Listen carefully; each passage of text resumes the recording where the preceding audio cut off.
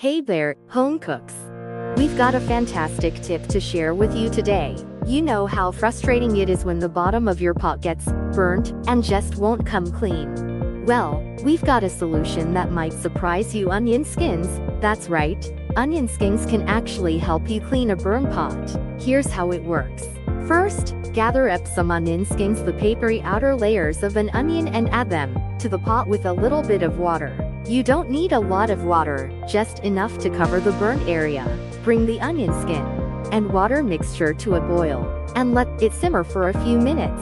The onion skins will release natural compounds that help break down the burnt-on stains and make them easier to remove. Once the mixture has cooled down, use a scrub brush or sponge to gently scrub away the burnt-on stains.